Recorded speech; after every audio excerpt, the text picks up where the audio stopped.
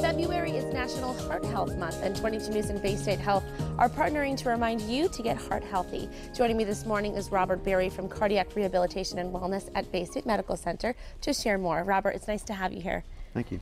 It's been really great to talk about how people can be more heart conscious, heart healthy, especially given that it is National Heart Health Awareness Month. Let's talk first about the rehabilitation program. After people have suffered a heart attack, how can you help them? We have a comprehensive program at Baystate Medical Center. It's been open since 1978. It's one of the largest and most comprehensive in the western half of the state. We see people, we talk about 3 phases of cardiac rehabilitation. And the first phase happens immediately after their event, whether it's a heart attack, whether it's open heart surgery, valve repair, whatever. And we'll go to their room while they're in the hospital and we'll talk to them about what their risk factors are, what kind of lifestyle modifications they might want to consider making to avoid having another event down the road. We get them up and we get them moving, but really the big part of what we do on the rehabilitation side would come in what we call phase 2. More recently, it's being referred to as early outpatient cardiac rehabilitation. So people come to our gym, which is it's a pretty good sized gym. It's about 4,000 square feet. Looks kind of like a commercial gym. That's a good size, 4,000 square feet, yes, yeah, for sure. Yeah, a lot of equipment. Yeah, we have about maybe 16, 17 treadmills, about 16, 17 bicycles, rowers, weightlifting equipment. Pretty much anything you've seen in a commercial gym, we probably have. Because of the population that we serve tends to be, or it can be a little bit older. They might have some musculoskeletal issues that we need to sort of be aware of and concerned with. So we have some things that you may not have seen in a commercial gym that helps us get our job done without exacerbating some other condition that might exist. But people can feel so comfortable when they're there because they know that they're monitored, that they are in a safe place. So if something ever were to happen, or they know something did happen in the past, they know that they're in good hands. Exactly. One of the biggest predictors of who's going to have a heart attack is who's had one in the past. So if you've already had a heart attack right off the bat, you're at more risk in the future. If you come into the facility that we have continuous electrocardiographic monitoring, the ECG waveform. So everybody who's in the early outpatient program would be wearing that while they're exercising. We have either an exercise physiologist like myself or one of our registered nurses with a critical care background watching that monitor the entire time. We also get your blood pressure before exercise and then during exercise. And the staff kind of walks around the room and makes sure that you're doing okay, that you feel all right. We ask you on every piece of equipment, how hard does this feel?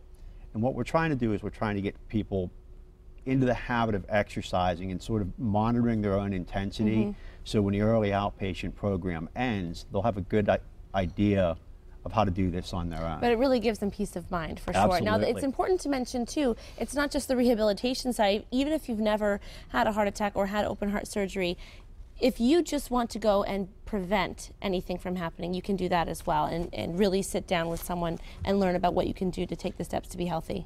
Absolutely. We call that the phase 3 program. It's the wellness program, and it's for people that maybe they have a lot of risk factors for coronary artery disease, or there's some reason why they're not comfortable starting an exercise program on their own. They just feel like they want a little bit more supervision, a little bit more monitoring. They would come into the same facility, same staff. The hours are a little bit different. We do keep them separated. All the same equipment. When they enter that program, they have a one-on-one meeting with one of the staff members, whether it's an exercise physiologist, whether it's one of the nurses. And they'll sit down, they'll go through their medical history with them, find out what their risk factors are.